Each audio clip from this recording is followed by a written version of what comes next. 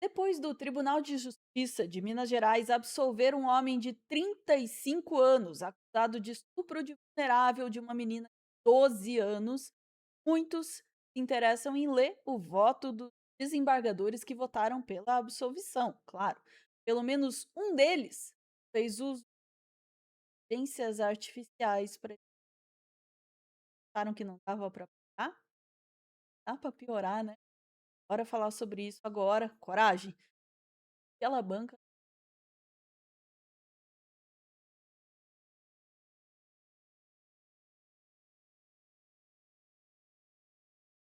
aquela banca. História real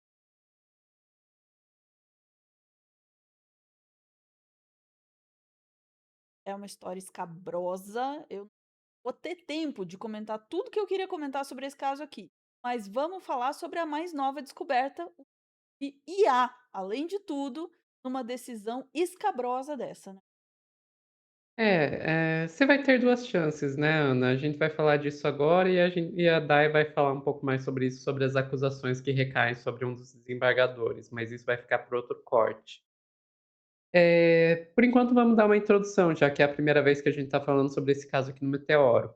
É um caso que está ocorrendo em sigilo sobre uma criança, né, uma adolescente ou uma criança de 12 anos que teria muitas aspas aí, casado com um homem de 35 anos com a anuência dos pais e mantido relações sexuais, o que pela lei brasileira diz que é estupro de vulnerável, porque não pode, não interessa se tem consentimento ou não, se tem consentimento dos pais ou não.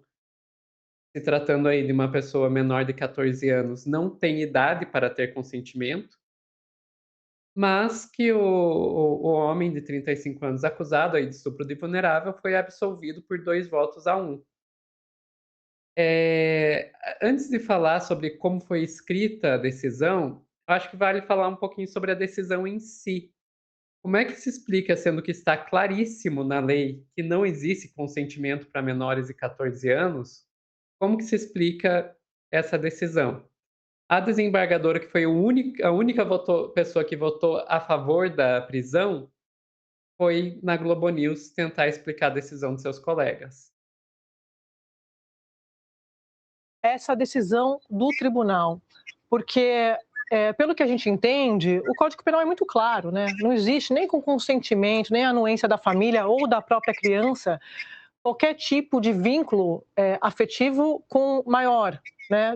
Vindo de um menor. Então, é uma situação de vulnerabilidade completa. Como é que explica essa decisão do TJ para o nosso assinante? Pois bem, Andréia, como você falou, o código é muito claro, existe aí o artigo 217-A do Código Penal que estabelece toda essa questão. Ocorre que ao lado do artigo 217-A existem julgados que a gente chama de precedente, chama de súmulas, que nos orientam, que sinalizam ao magistrado em que sentido deve se julgar. Entre esses julgados, houve há mais de 2 anos, como foi falado aqui, um julgamento no recurso especial 2210-393 de Minas Gerais, em que criou-se essa técnica que foi utilizada, né, nesse julgamento do distinguish, que é uma possibilidade de distinção entre o que a lei fala especificamente e o caso concreto. Porque o que a gente mais busca aqui na justiça? É essa paz social, é a justiça social, é aplicar a lei da melhor maneira possível, para que efetivamente quem precisa ser protegido seja de fato protegido. Então, essa decisão, ela, dos meus colegas, que eu não posso absolutamente manifestar sobre ela, não foi uma decisão isolada. Aqui no Tribunal de Justiça existem me parece, pelo levantamento que a gente fez, uns 20 julgados, né, aplicando esse precedente, essa técnica do distinguish, em casos específicos, em que se visa principalmente a proteção não só da menina, quanto de uma relação que existe, um núcleo familiar de fato. Então, existem precedentes, existem casos anteriores que já foram apreciados aplicando essa técnica do distinguish, que veio, né, lá do STJ, e que a gente procura em grande parte, na medida que é possível, seguir.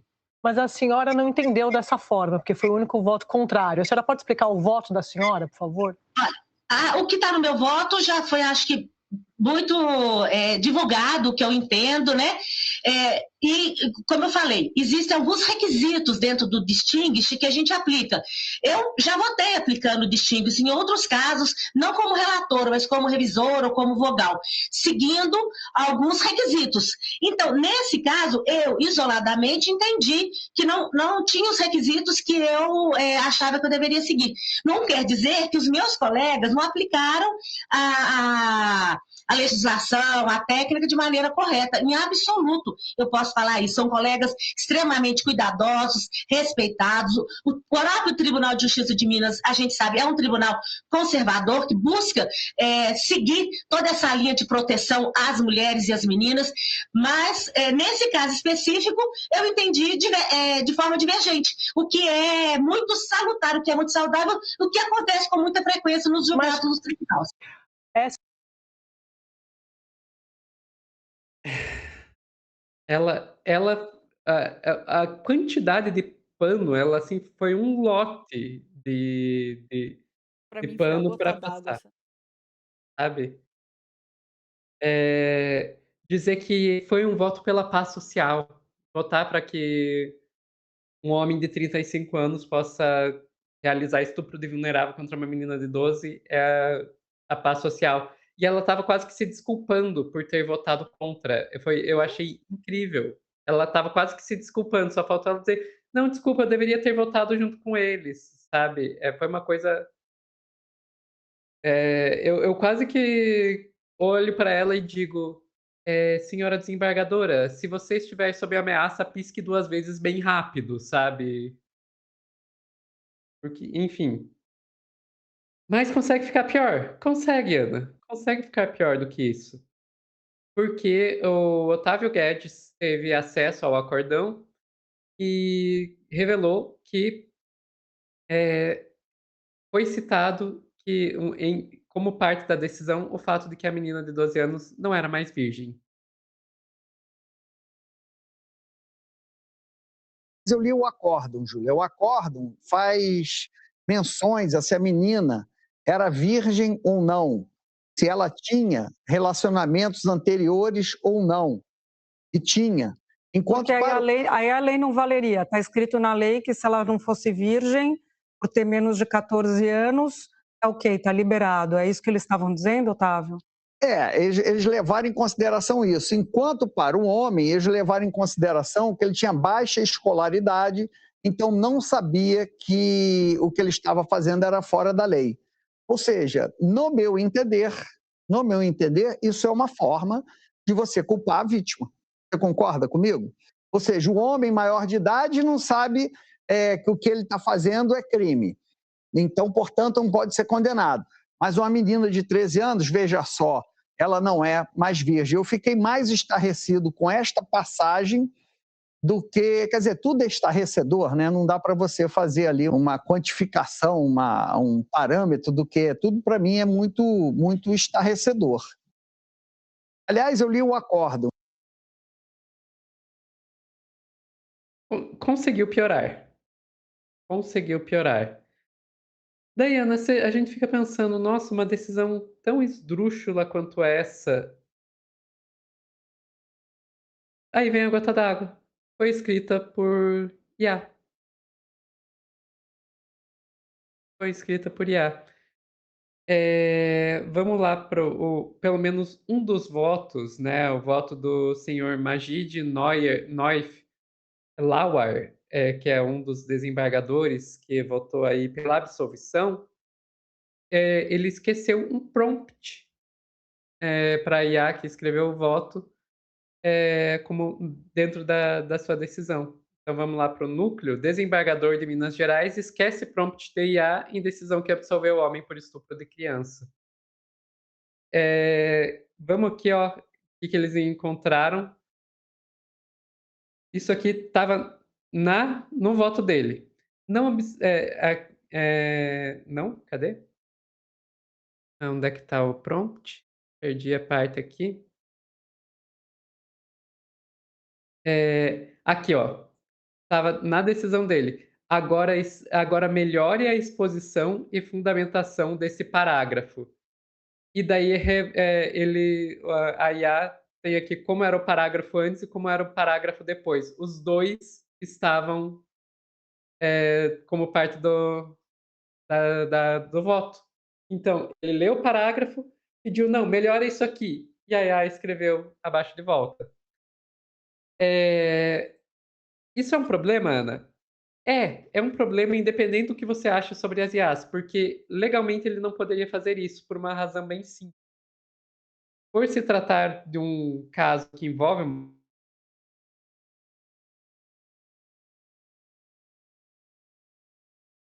por se tratar de um caso que envolve uma menor, automaticamente fica em segredo de justiça. E processos em segredo de justiça não podem ser usado IA, porque ela vaza os dados. Isso está na resolução do CNJ, aqui ó, resolução 615 do Conselho Nacional de Justiça, que trata das diretrizes de uso de IA no Poder Judiciário, estabelece que os usuários não devem utilizar ferramentas para processar, analisar, gerar conteúdo ou servir de suporte a decisões a partir de documentos ou dados sigilosos ou protegidos por segredo de justiça. E esse caso é um caso em segredo de justiça. Nos termos da legislação aplicável, salvo quando devidamente anonimizados na origem ou quando forem adotados mecanismos técnicos e procedimentais que garantam a efetiva proteção e segurança dos dados e de seus titulares. Sendo que, olha aqui, a própria reportagem teve que omitir as iniciais do parágrafo que foi gerado pela IA, ou seja, a IA teve acesso aos nomes que estavam envolvidos no processo. Então isso aqui está irregular. Está irregular, ele não poderia ter usado IA. Não é uma questão: "Ai, vocês são hater de IA e tal". Não, ele não poderia ter usado, porque IA, ela obtém os dados e ela, armazena esses dados em uma coisa que é um processo que está ocorrendo em sigilo, por envolver uma menor de idade.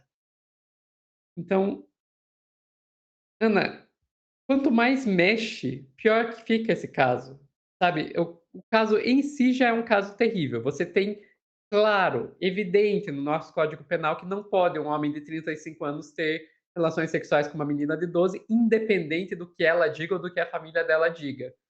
Só isso já deveria ser o suficiente para colocar esse cara na cadeia. Eles foram lá e absolveram o cara. E daí quando você começa a olhar, você tem desembargadora passando pano, você tem eles citando o fato da menina não ser virgem, você tem eles usando a baixa escolaridade do cara para passar pano para ele, e agora a gente tem o uso de IA para tomar a decisão, indo contra a resolução do CNJ.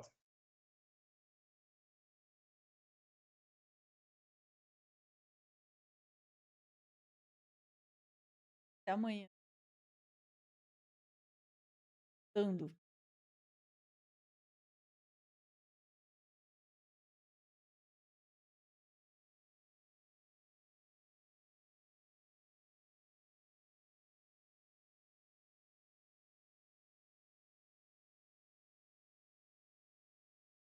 Uma coisa estava muito certa, este não é um caso isolado. Mm-mm. Ela que ela estava essa decisão não é uma que apoia em várias, muitas outras decisões contra crianças dentro do judiciário brasileiro. É inacreditável e a explicação só torna muito pior. A lei diz claramente e aliás eu preciso fazer um parênteses para elogiar a forma como o da Globo News abordou essa entrevista e abordou os comentários, porque reiteraram muito a lei diz claramente: não existe relação entre uma criança de 12 anos e um homem de 5. Pela lei, é presumido vulnerável. "Ah, mas nós aplicamos aqui, tem uma outra decisão, não foi sozinho porque já tinha". Então já tinha uma outra decisão contra a lei e você está se baseando nela. "Ah, mas usamos aqui o princípio do distinguishing". Então o que é que se distinguiu aqui? Se distinguiu que neste caso pode? Aí quando você olha, o que é que se distinguiu? A criança já tinha sido abusada antes, que é abuso, né, ela não teve outro relacionamento. Se ela não é virgem, significa que ela já tinha sido abusada antes. Então, Isso pesou, e aí, isso é uma conclusão do time da Globo News que eu achei muito boa, né? Esta criança foi condenada. A menina foi condenada. Ah, ela já teve outros relacionamentos antes, então tá liberado. Liberado, abusada. O que mais foi usado no distinguishing? O que mais que foi usado para se ferir a lei? Ah, desculpa para se ferir a lei. Essa passada de pano toda, mas tem uma justificativa aqui. Qual é essa justificativa? A menina já tinha sido abusada antes, o cara passa-se pano porque tem baixa escolaridade, a mãe permitiu troca de cesta básica. Então, assim, só vai ficando cada vez pior. Aí a gota d'água é você ver que uma pessoa que decidiu o futuro de uma criança de 12 anos, que está sendo condenada a ficar num relacionamento, entre muitas aspas, com um homem de 35 anos, a decisão que embasou nisso, a desembargadora disse na entrevista, né, eles tomaram a decisão de acordo com as suas consciências. Quer isso. Nem sequer isso, porque nem defender a própria ideia absurda estes homens conseguem. Precisam mandar uma IA defender e fundamentar, porque não tem fundamentação. Não conseguem sequer defender a própria posição absurda. E eu tô medindo aqui porque eu não tenho advogado para isso. A própria decisão não conseguem sustentar, precisam de uma IA para escrever isso e ainda ferindo a determinação do CNJ de que não é para pôr esse dado. Sabe o que vai acontecer com eles? Nada. Nada. Absolutamente nada. Eu não tenho nenhuma esperança de que vai acontecer nada com esses magistrados. E a justiça brasileira hoje não protege crianças. Ela protege a justiça brasileira, no caso em casos que envolvem crianças, protege a justiça brasileira. E aí nisso também tem uma coisa verdadeira naquela entrevista com a desembargadora. Eles decidiram, de fato, com as próprias consciências, parte da IA. Porque a cabeça do juiz vale mais do que a lei. A vontade do Uhum. juiz vale mais do que a lei nesse país. É isso. E é interessante que isso ninguém chama de ativismo judicial, né. Ativismo judicial é só quando faz valer a Constituição. Exatamente. Quando você tem e isso também é verdade o que aquela desembargadora falou, quando você tem um tribunal conservador, né, que é como ela mesma falou, nós somos um tribunal conservador. Quando você tem um tribunal conservador Aí decidindo não é que tudo bem estuprar meninas, aí não é ativismo. inacreditável. E de novo, sei que a gente já será, este caso não é de fato, essa decisão não é de fato uma decisão da justiça brasileira. Tem sim. E não é pra dizer isso com orgulho e pra sustentar o que esses desembargadores fizeram não, tá. Isso não é a defesa que a desembargadora acha que é. Dizer que a justiça tem outras decisões que suportam, que apoiam essa, entende? Não é a defesa que ela acha que é. Pelo contrário, dizer: "Não, realmente a gente faz isso com muita frequência". É isso que tá acontecendo.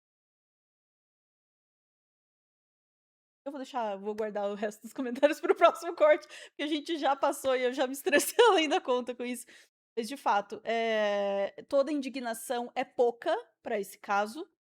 Eu espero, sinceramente, que pelo menos a visibilidade que esse caso está ganhando tenha força para fazer qualquer tipo de arranhão.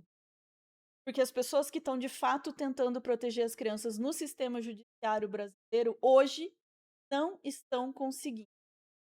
A força do sistema judiciário na vontade de causar mal para é muito maior. Então que pelo menos as pessoas saibam o que está acontecendo, informem mais e ouçam as pessoas que têm casos. É, é daí para baixo. É daí para baixo. Vamos por aqui e a gente volta em instantes com mais notícias indignantes assim, e tem que olhar com coragem sim. Não vale não olhar porque é muito triste. É muito triste. Sabe o que é triste? A vida dessa criança. Ai, não fizer coisa, vai continuar, gente.